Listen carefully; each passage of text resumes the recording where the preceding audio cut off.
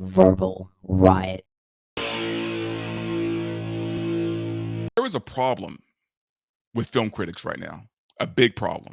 And Rotten Tomatoes has a lot to do with this.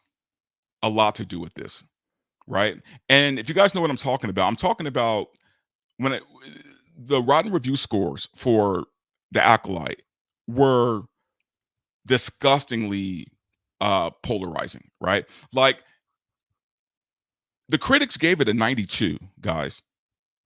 A 92. In fact, let me pull it up. This was last week. The score has changed. I'm going to get into that as well. But I want you guys to see something here. Okay. This was the score as of last Friday, right? It was 92% by the critics, 28% by the audience. 92% out of 103 professional critics, right? That Rotten Tomato certifies. 92%, 92%, right? See what they said was that that 28% was all review bombs, right? All 2,500 reviews were review bombs. They're all bigots. 2,500 bigots just wanted to bash the Acolyte because it's diverse and inclusive. And yet 103 professional critics, 92%? Really? Really? 92? Guys, I want to show you something. I pulled this up today. I want you to look at this. Breaking Bad, 96% critic review. The Sopranos, 92% critic review. The Wire, one of the greatest shows ever made, ever written, ever acted, one of the best shows ever made. Okay, my favorite show of all time. The Wire, 94%. You're telling me that the Acolyte is 2% lower than The Wire on even keel with The Sopranos?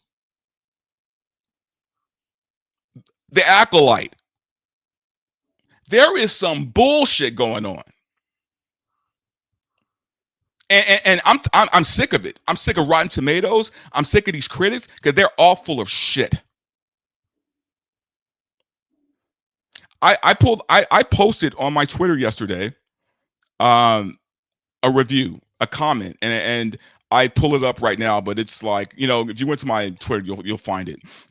Where one of the critics who gave it a good review said that it's mid and mid is okay. So she admits that it's mid. She said it's okay to be in the middle. That's her professional opinion, right? That mid is good because she didn't want to say anything bad about it. These are the professionals, guys. These are the ones getting paid to write reviews. But yeah, we're to believe that the audience, all 2,500 at the time, are all bigots. That's why the score was so low. Who's lying? Somebody is lying their ass off. And I doubt it's the audience. Now, I'm going to tell y'all something. Okay? I'm going to tell y'all something. I'm about to, as we Negroes say, I'm about to put y'all on game for a minute. Okay? This YouTube thing is hard. It's hard, man. Hell, I'll tell you right now, someone who's only been doing it for about a year, it's hard, and it's especially hard when you see other channels, man, just blowing up, right, getting monetized, making a little money, right, and you're looking like, hey, I'm a better commentary than this cat, right? How come I'm not making the same bread that this cat's making, right? Who's shilling it out? Just a shill, right? Getting invited to all the nice things, getting the nice little goodie bags from the studios. Why don't I just do that? And the temptation to do it, guys, the temptation to do it, to grift, is strong. It's strong. I Every time I hop on this mic and look in that camera, I check myself every single fucking time because at the end of the day, I refuse to sell my ass. I want you guys to know for a fact that anytime I say anything against or for something, that's shit that I actually believe. I actually believe that. I'm not saying it for a grift. And it's hard. I'm admitting to you guys, it's hard to do this like that, to work like this, right? To know that I could be making more if I did chill out. I I even debated in my head sometimes, like, but I know myself. I can't. I've never been that guy. I would have gotten so much further in Hollywood in my career if I could do that. But there's something in me that just won't let it happen. Call it what you want. Integrity, I don't know. Call it whatever you want. Something won't let me do it. And I've tried. I've tried, but I can't because I can't keep a straight face. And at some point, my truth, my honesty is going to come out and it's going to be bad. Right? So, but some of these shills, that's what it's a grift. So they have no real feeling behind it. So they could say whatever because they don't care. And Rotten Tomatoes has brought out the worst grifters. The worst, man. I I I I've never seen look, I've always seen some gaps, right? Some pretty big gaps between the audience and the critics. I've never seen a gap in score that big. That big. 92%, 28%. That is a divide. Now, here's the thing. The worst part is, here's the thing. It's a grift at best. At worst, these are people who are all for pushing the agendas, right? For them, it's for the betterment, it's for the greater good. We should like this show because of the representation. Yeah, the story sucks, but hey, it's diverse. We got to support that, guys. We got to support it, right? And I think honestly, when it comes to this show, it's more of that going on than the actual grift.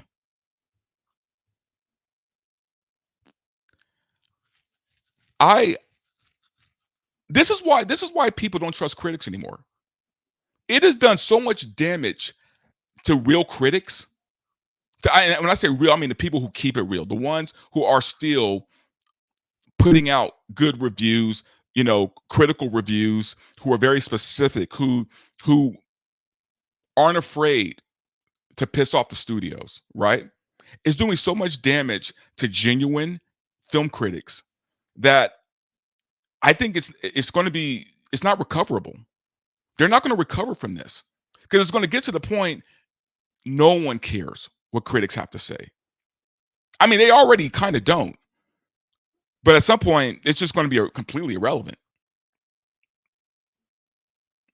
No one cares, and I hate to see that happen. I used to be a film critic.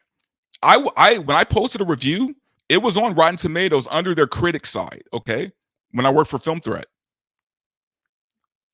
I am embarrassed to call myself a critic now. I don't call myself a critic. I haven't written like just actually written a review in about 3 or 4 years. I can't remember the last review I wrote. Chris Gore from Film Threat. We used to talk a lot about me getting into the CCA, right? That was the Critics Association, and and in my mind I was thinking, yeah, you know what, it's probably better for my career if I did that, if I did join the CCA, but now I don't know if I care enough to do it. I don't even want to be called a critic. it again, man, and I talked about Robert Meyer Burnett at the beginning of my video, right? Rob said the most amazing thing that has stuck with me for a while now, man, for like I can't remember when he said it, like a few years ago, but he said, authenticity is the new currency. And he's right because authenticity is valuable now because there's so much lack of it, right? When there's a lack of something, it becomes valuable. And sadly enough, integrity, being authentic are rare now, especially in the film business.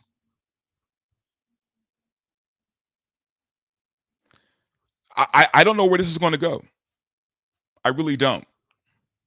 Now, to catch you guys up, the new Rotten Tomato score for The Acolyte, uh, it has shifted, right? Like I looked at it today. I think now the critic score is 85. Still way too damn high for that show. But the audience score is like at 19 or 18, right? So the audience score keeps getting lower. But I think some of the critics are like, hey, you know what, man? My reputation's on the line here.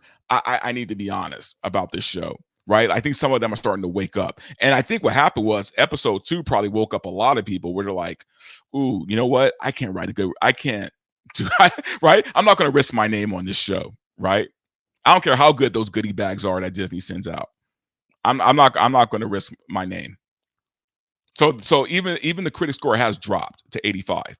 But I don't know if that's enough to save uh this industry. I really don't. And I applaud the guys who are still keeping it real and writing strong reviews and being honest about things, right? But those are becoming fewer, I think. They're becoming fewer. Or they're being drowned out by all the shills.